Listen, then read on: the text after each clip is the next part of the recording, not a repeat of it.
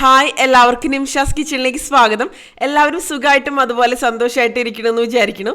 ഞങ്ങൾ നാട്ടിൽ നിന്ന് തിരിച്ച് ബാംഗ്ലൂരിലേക്ക് എത്തിയിട്ടാ. അപ്പോൾ ഞങ്ങൾ ബൈ റോഡാണ് വന്നത്. അപ്പോൾ ഓൺ ദ വേ ഉള്ള കുറച്ച് കാഴ്ചകളാണ് ഈ കാണുന്നത്. ഇവിടെ ഇപ്പോൾ സ്കൂൾ തുറക്കുന്നതിനോടനുബന്ധിച്ചുള്ള കുറച്ച് തിരക്കുകളും കാര്യങ്ങളൊക്കെ ആയിട്ട് ഇങ്ങനെ പോകുന്നു. പിന്നെ കുറേ നാളുകൾക്ക് ശേഷം തിരിച്ച് ബാംഗ്ലൂരിലേക്ക് വരുന്നതാണല്ലോ. അപ്പോൾ അതിൻ്റേതായിട്ടുള്ള ക്ലീനിങ്ങും അങ്ങനത്തെ കാര്യങ്ങളൊക്കെ ആയിട്ട് മുന്നോട്ട് പോകണം. ഇന്നിപ്പോൾ നമ്മൾ ചെയ്യുന്ന റെസിപ്പി എന്ന് പറയുന്നത് ഫിഷിൻ്റെ എഗ്ഗ് വെച്ചിട്ട് ഒരു തോരൻ അല്ലെങ്കിൽ ഒരു റെസിപ്പിയാണ് കേട്ടോ. പലിഞ്ഞി എന്നൊക്കെ പറയും, പല സ്ഥലങ്ങളിലും പല പേരുകളിലാണ് പറയുക. അപ്പോൾ നിങ്ങളുടെ നാട്ടിൽ മീനിൻ്റെ മുട്ടയ്ക്ക് എന്താ പറയാമെന്നൊന്ന് കമൻറ്റ് ചെയ്തോളൂ കേട്ടോ. ഞങ്ങളുടെ നാട്ടിൽ പനിഞ്ഞി എന്നാണ് പറയുക.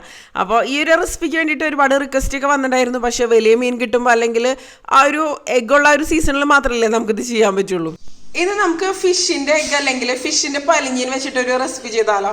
നല്ല അടിപൊളി ടേസ്റ്റിയാണ്. ഇതിപ്പോൾ വാളയുടെ പലിഞ്ഞീനാണ് കേട്ടോ. അതായത് ഇവിടെ പുഴയിലെ വാളയുടെ പലിഞ്ഞീനാണ്. ഇത് വെച്ചിട്ട് നമുക്ക് എന്താ ചെയ്യണമെന്ന് നോക്കാം. അപ്പോൾ ഇത് പലിഞ്ഞീൻ മുറിച്ച് വെച്ചിട്ടുണ്ട് കേട്ടോ. ഇതുപോലെ ഇതിന് വേണ്ടിയിട്ട് നാളികേരം ചെരുക്കിയത് എടുത്തിട്ടുണ്ട്. ഇതിപ്പോൾ ഒരു നാളികേരത്തിൻ്റെ പകുതി ചെരുക്കിയെടുത്തതാണ്. പിന്നെ സവാള മുറിച്ചത് എടുത്തിട്ടുണ്ട്. ഒരു സവാള, ഒരു മീഡിയം സൈസിലുള്ള സവാള മുറിച്ചത്. പിന്നെ ഇഞ്ചി വെളുത്തുള്ളി പേസ്റ്റ് എടുത്തിട്ടുണ്ട്. ഇഞ്ചി വെളുത്തുള്ളി പേസ്റ്റ് വേണമെന്ന് നിർബന്ധമില്ല, നിങ്ങൾക്ക് ഇഞ്ചി വെളുത്തുള്ളി ചതച്ചതാണെങ്കിൽ ഉപയോഗിക്കാം കേട്ടോ. പിന്നെ കാന്താരി മുളകും ചെറിയുള്ളിയും കൂടി ചതച്ചെടുത്തതാണ് എടുത്തിരിക്കുന്നത്, എരിവിനനുസരിച്ച് കേട്ടോ.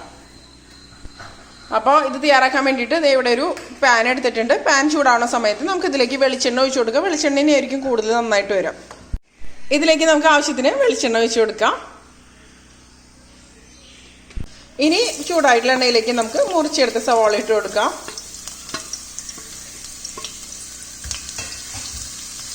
ഒന്ന് ഇളക്കി കൊടുക്കാം. ഇതിൻ്റെ കൂടെ തന്നെ നമുക്ക് ചെറിയുള്ളി ചതച്ചതും കാന്താരി മുളക് ചതച്ചതും കൂടി ഇട്ട് കൊടുക്കാം. കാന്താരി മുളകോ സാധാരണ പച്ചമുളകോ ഏത് വേണമെങ്കിലും ഉപയോഗിക്കാം കേട്ടോ. ഇനി ഇതൊന്ന് ചെറുതായിട്ടൊന്ന് വഴന്ന് വരട്ടെ. പിന്നെ ആവശ്യത്തിന് കറിവേപ്പില ഇട്ട് കൊടുക്കുക. കറിവേപ്പില നല്ലപോലെ ഇട്ട് കൊടുത്താൽ നല്ലൊരു ഫ്ലേവർ തന്നെ വരുന്നുണ്ട് ഇതുപോലെയുള്ള നാടൻ റെസിപ്പികൾക്കൊക്കെ. ആവശ്യത്തിന് ഉപ്പ് ഇതിലേക്ക് ഇട്ട് കൊടുക്കാം. അപ്പോൾ ഒരു 15ഓളം ചെറിയുള്ളിയാണ് കേട്ടോ അതിന് വേണ്ടിയിട്ട് ചതച്ചെടുത്തിട്ടുണ്ടായിരുന്നത്. ഒന്ന് ചെറുതായിട്ടൊന്ന് വഴന്ന് വരുന്ന സമയത്ത് ഇതിലേക്ക് ഇഞ്ചി വെളുത്തുള്ളി പേസ്റ്റ് ചേർത്ത് കൊടുക്കാം കേട്ടോ. നമുക്ക് ഇതിപ്പോൾ 1 ടേബിൾ സ്പൂണോളം അളവിൽ ഇഞ്ചി വെളുത്തുള്ളി പേസ്റ്റ് എടുത്തിട്ടുണ്ട്. നന്നായിട്ടൊന്ന് മിക്സ് ചെയ്ത് കൊടുക്കാം. ഇതിൻ്റെ പച്ചമണമൊക്കെ ഒന്ന് മാറി സവാള ഉള്ളിയൊക്കെ നന്നായിട്ടൊന്ന് വഴന്ന് വരട്ടെ. ഇനി ഇപ്പം നാളികേരം ചെരുകിയതിലേക്ക് നമുക്ക് എടുത്തു വെച്ച ഒരു മീനിൻ്റെ മുട്ട അല്ലെങ്കിൽ മീനിൻ്റെ പലിഞ്ഞീൻ ചേർത്തിട്ട് കൈ വെച്ച് ഇതുപോലെ നന്നായിട്ട് മിക്സ് ചെയ്ത് കൊടുക്കാം. അതിനുശേഷം നമ്മൾ ചേർത്ത് കൊടുക്കുള്ളൂ.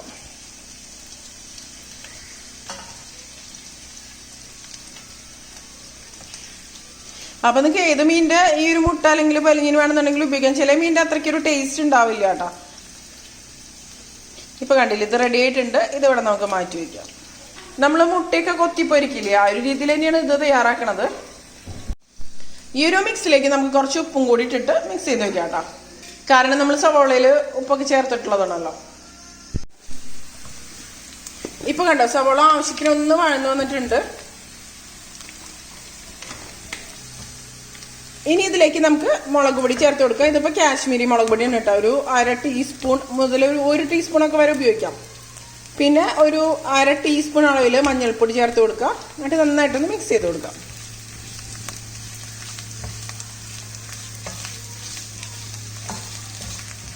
ഇതിൻ്റെ ഒരു പച്ചമണം മാറി വരുമ്പോൾ നമുക്ക് ഇതിലേക്ക് നേരത്തെ തയ്യാറാക്കിയ ഒരു മിക്സ് ചേർത്ത് കൊടുക്കാം. ഇത് മതി. നമ്മൾ മീനിൻ്റെ മുട്ടയും നാളികേരവും ഉപ്പും എല്ലാം കൂടി മിക്സ് ചെയ്ത് വെച്ചത് ഇതിലേക്ക് ചേർക്കാം. എന്നിട്ട് നന്നായിട്ടൊന്ന് നമുക്ക് മിക്സ് ചെയ്ത് കൊടുക്കാം.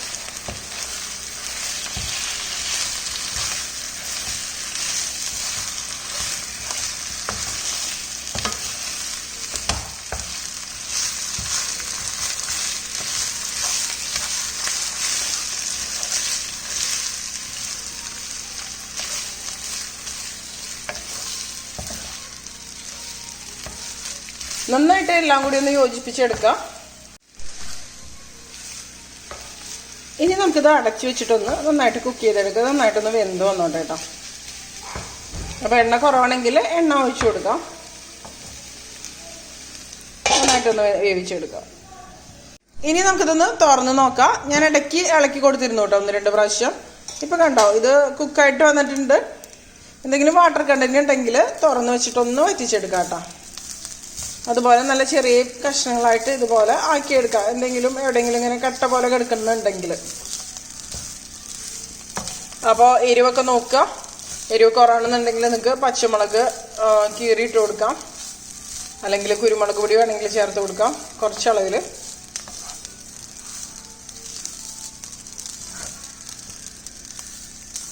ഇനി ഇത് തുറന്ന് വെച്ചിട്ട് ഒന്ന് ഡ്രൈ ആക്കി എടുക്കണം കേട്ടോ, കുറച്ച് സമയം കൂടെ.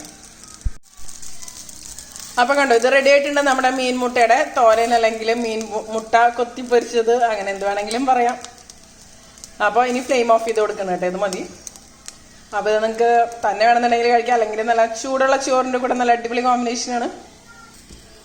അപ്പോൾ എല്ലാവരും തയ്യാറാക്കി നോക്കുക. അതിനുശേഷം നിങ്ങളുടെ അഭിപ്രായങ്ങളൊക്കെ പറയുക. എന്തായാലും ഇഷ്ടമുണ്ടോ?